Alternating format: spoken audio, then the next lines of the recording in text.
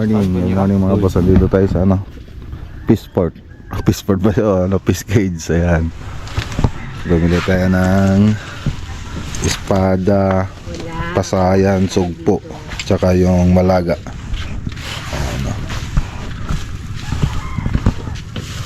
Ano ginatang mo? Mustar? Okay, hindi ka nakala? Hindi ka nakala ka? Ba di ka nakala? Ang pay na eh. Ano ulit eh, pasalubong mo kayo ni Lablab oh. Ay, pang baot. Biar kita aja bang.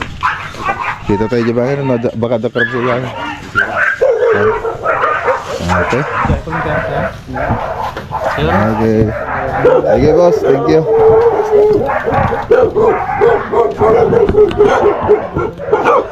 Namata oh. Pangkwadata.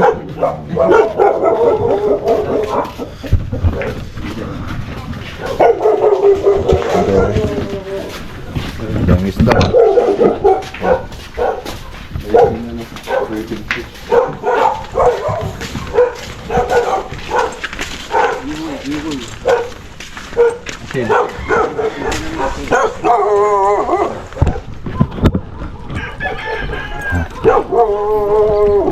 Okay, ayan na siya. Diwi. Nakabili na ako sa akin. O sa inyo naman, bili kayo. O may espada pa rito. O. Ato na yun. Ayungin. Kagay. No. Tanang giwoy. Ayun ako. Ang dami oh. O. Kuha na kayo. Isang kilo sa akin. Isang kilo tayo. Hati na lang tayo. Sige. Hati kayo. Yung kaliwang kapasa nyo. Wala, pinatay mo. Hindi, buhay pa kanina yan. Ito pa. Iuwi pa eh. Oo, di pa yun. Wala pa yun. Hindi ko magiging ko nga. Yan, oo. Oh, ba't mo pinaghalo? Ay! Huwag mong paghaluin ha? Hindi, pareho lang. Pareho lang. Sige, kunin ka na. Yung mga iba ko Ano lang yung siguro mga salong. Tig-isang kilo po kami rito. Bakit marunong yung magano yan? Nilaw ka ito, di kinta naman. Sana espada. Espada oh, espada. Ay, sino makarga si boy? Siya mura. Kumantang ka na. Ayan. Wala mga pulutan. Ang pulutan talo makawi ka balay ko. Oh, ada ti pulutan nga dago sa. Ina kada pulutan ko to yan. Gin lang ang titad mo ko. Ah, sariwa, press na press. Oy. Oh. May tubay to na kagad. Sabi namin automatic na nagpakuha na ng kan. Bansyong. Oh. Dati sumitin ka. Ne. Oh. Pangagahan. Sariwa pa na ito. Okay.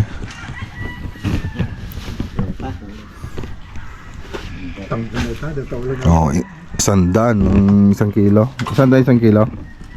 Nagigay ayang Ha? Giwoy. Diyoy. Mana kilonggal? Salang.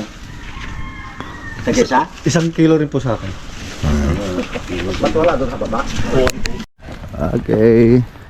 So ayan, may mga pangpasalubong na tayo. So dito na tayo sa site. So malapit lang dito yung bilihan namin. Lalakad lang namin.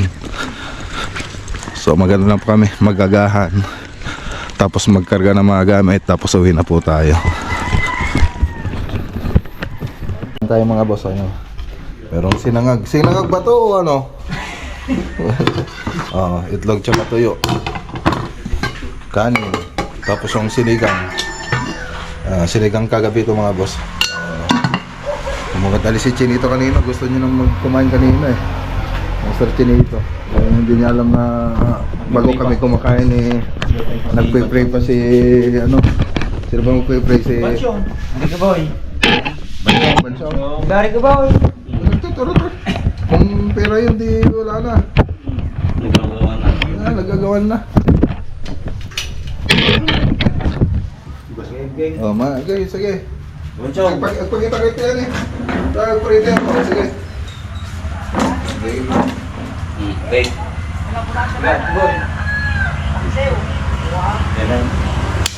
Ngayon po, maraming salamat po sa biyayang binigyan sa amin. Maraming salamat po sa magandang kalusugan binigyan sa amin. Maraming salamat po sa kaya ito. Gabay niyo kami sa aming trabaho po ngayon po. Maraming salamat po. Amen. Amen. Tang, tang.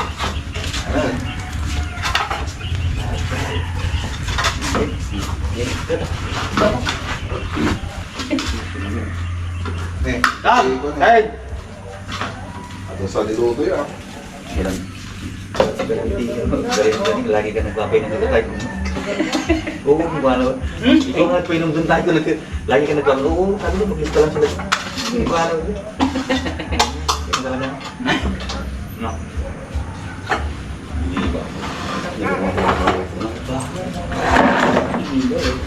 Ano yung kutsara may? Hinawang dan sa presentulin tan. Ang kutsara dyan niya?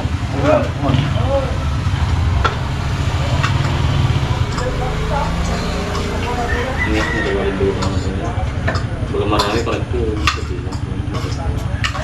Ayan o, pull out na po tayo. Ay mga gamit natin. So pupunta tayo sa next project. So yung iba nandun. Anong oras na? 8:15 na. 8:15. So larga na po tayo. Uwian na. Uwian na. Yan, shoutout po kay Sir John Carlos Katibo and family. Yan, maraming salamat po sa pagpili sa amin na gumawa dito sa bahay nila. Yan. Let's go. Uwi na po tayo mga boss. Sara nila yung gate. Sara yata gate.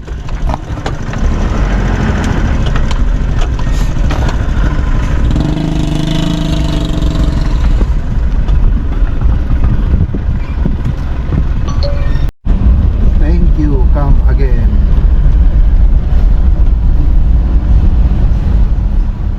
Ayan, dito po tayo sa Poblacion Sur. Ngayon Toktarla Project. Ayan, good morning po. Good morning po mga boss. 3 bedrooms bungalow house residence, Barangay Poblacion Sur, Mayon Toktarla. So nasa 156 square meter po itong project natin ditong bungalow house. Okay, so mag-update tayo rito. So si Engineer Gabriel, so yung ang umahawak ng project dito. Siyempre may foreman din tayo rito. Ang basta tayo ya? Ayan o. Merinda tayo mga boss, soft drinks. Ayan o. Dapat ko ma. Lucky me pansit kanto na.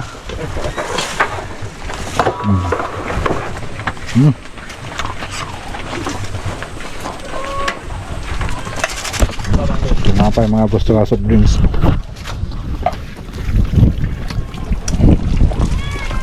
Nilagay na kami ng tie-beam. Wall coating na tayo.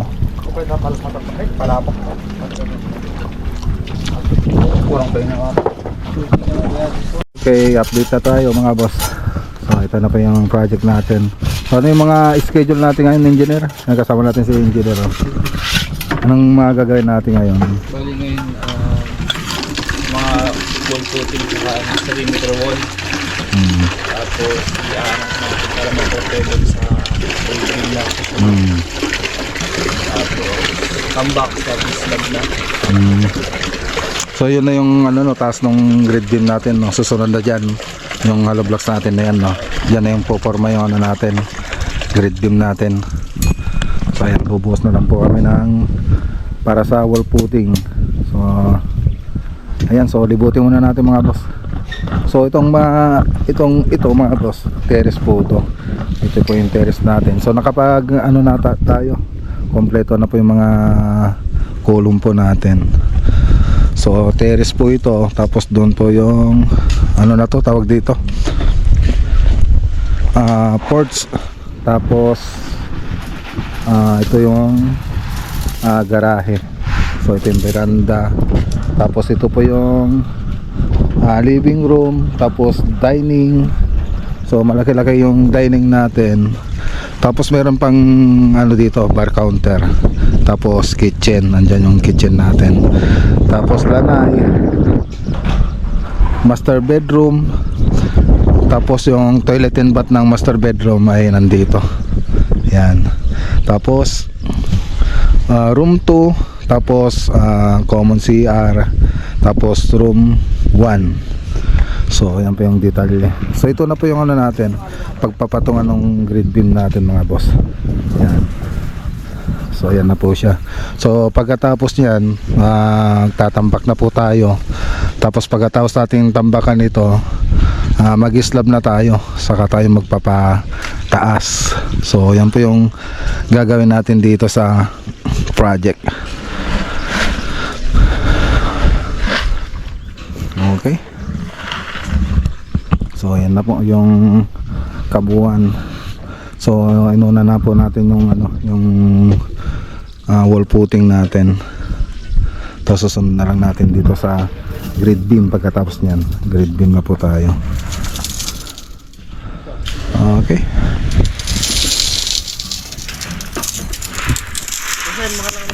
Okay, so nasa 156 square meter po itong bungalow house na pinapatayo po natin dito mga boss.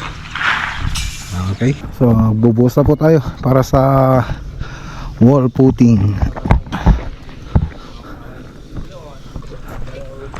Ano? O, sabok kuryente.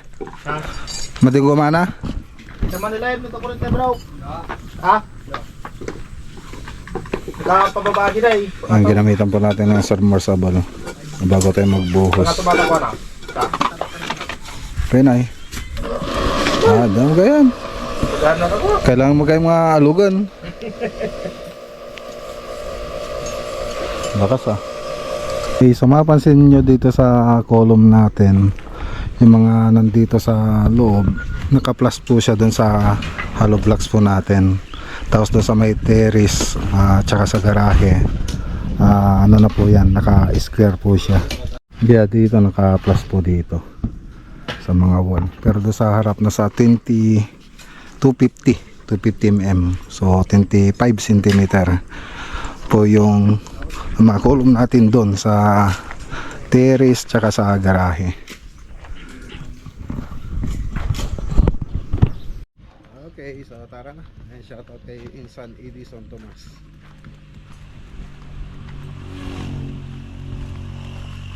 So punta naman tayo sa Maninyog project. So let's go. Yan, dito tayo sa Maninyog.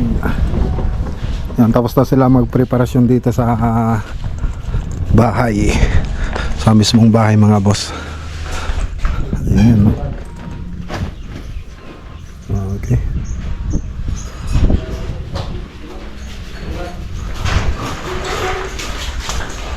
Mo ba yung bagak? Aji ano?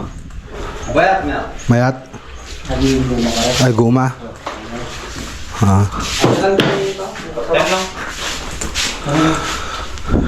So ito yan. Ayan, ingga jayo. Oh, mayat. Okay. So guma yung pinang ano namin dito. Pinang masilyagin ano namin, oh. Nasaan yung ano goma? Kasi mahirap kasing ano masilyan eh. Tinapon na yata yung goma eh. May baradong sama ato yan. Nagsista ka talaga?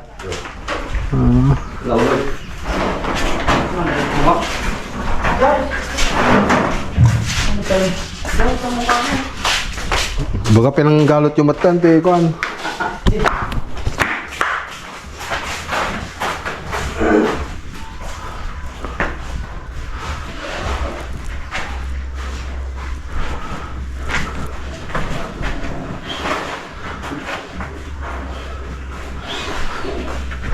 Nakastaya ito yan?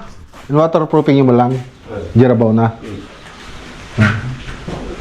At may sa anata, pantay tayo no, another, anata ng anata ate. Yung pantay tayo, grinder ag. Grinderin nyo na. Sige. Alam niya di pantayinan. Ore no nabababatoy. Ang ato ro. Okay, grinder yun na. Waterproofing nyo. Oh. Mayat. Tip. Ay bag ko. So pwede na magano rito mga boss.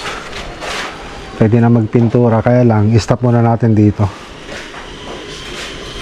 Magano pa tayo. Dito naman, primeran din natin to. So skim coat pa muna, skim coat muna. Bago natin primeran. Pag na-primeran na lahat, saka na tayo magkukulay.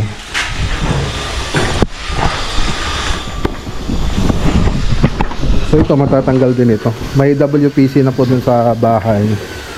So pag nakapagpintura na kami rito sa may pag naka-primer na po kami, saka natin pipinturan ito.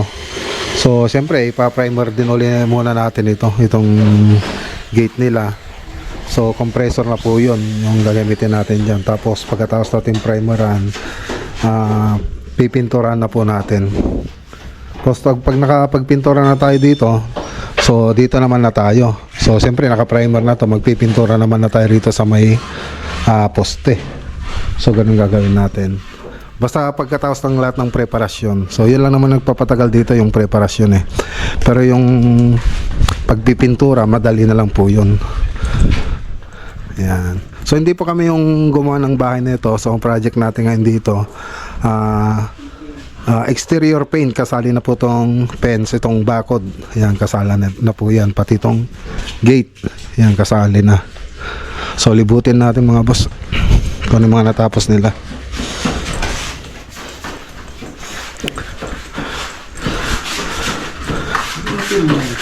Pwede mo din mo kita na. Hindi kan pa konti. Oh, dito detalye. Detalye at ibig sabihin, atin na dito detalye ito yun eh. Tana di pinag-cutting yun to, na napintas ti detalye yung. Napintas pala di pinag-cutting yun. Kaya dito mangyari ta. Tiniti mo. Ate. Ayusin nga pirme. Kita mamin.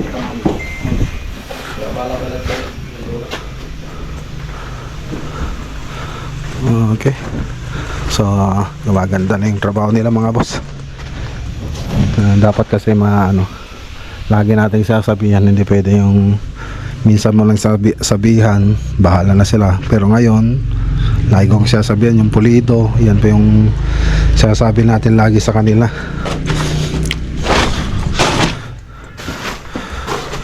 So may naisip na rin akong kulay dito. So combination ng kulay na ito, gray. So meron naman na tayong brown. Ayan no, yung mga accent natin. So dark gray, light gray, tsaka yung tuli white ng Davis. So yan po yung ipipintura natin dito. Siyempre, ganun na rin dito sa may bakod niya. So ganun din yung pipintura natin dyan.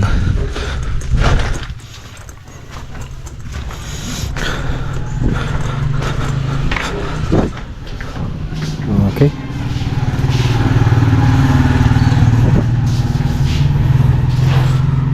So ayos. Sa dito sa mga bilog mga boss. So ganyan lang ginawa nila nung nagmasilya. So sampalan namin kayo. Ayan o. So dati kasi ang hirap nilang masilyan yan. So ito pa yung diskarte. So pinahid nila yung skim coat natin, yung pang masilya. Ayan. O. Goma. Tapos yung goma. Ayun no. Ganda ng pagkakapinis oh, wala nang guhit-guhit oh. Oh. Ayan ang diskarte. Oh. Para ka nagpapabrikit ng kornisa no. Oh. Oh. Di ang ganda. Oh, pinis na. Pwede pang ulitin. Pwede pang ulitin yan para kuminis. Ayan, sinampulan namin kayo mga boss. So na-primeran na yan, pero minasilyan uli namin para makita ninyo. Ang ganda ng mga detalye natin, parang kornisa na yung mga moldura nila. Dati puro guhit-guhit. Tapos mga dumi, ngayon okay na. Pintura pa rin kami dito. Nasulido na sa diritas yung makita. Well. Okay. Yan po yung update dito sa Maninyog. Yan, shoutout kay Sir Sergo sa Placo. So, let's go! Okay, kain muna tayo rito mga boss. Kain. So pwede tayong mag-park. So dito. So masarap yung tinola nila rito eh. Kain tayo. Native na tinola. So let's go. Kain muna. Kain tayo mga boss. Pinapaitang kambing. Naubusan na ng ano, native na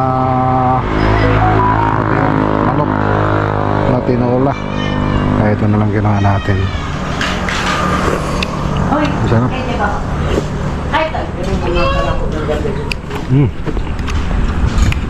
Papa.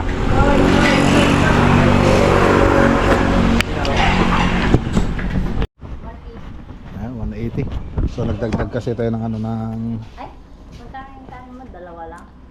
oh, dalawa lang. 30 plus 50, 180. 180. Mga boss oh. Nagdagdag tayo ng dinuguan sa kanin. Yan, 311 kambingan. Ito yung ano natin oh. Sticker.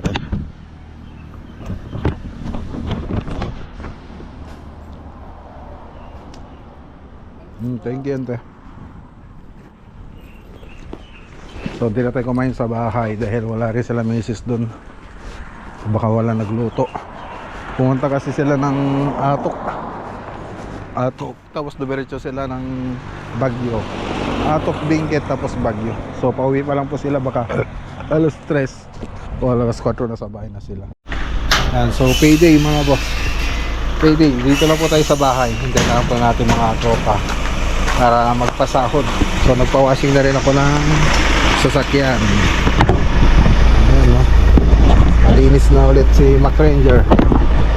Tingnan natin to. Lagay tayo ng ano ba to? Odor remover, antibacterial odor remover.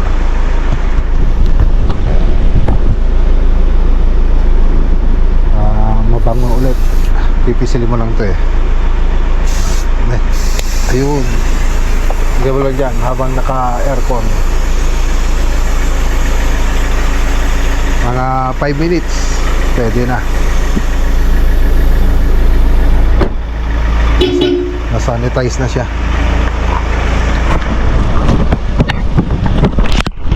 Okay, so ayan, hanggang dito muna yung vlog for today po natin mga boss. So kita-kita po tayo sa susunod na vlog po natin. Maraming salamat po sa inyong lahat at God bless.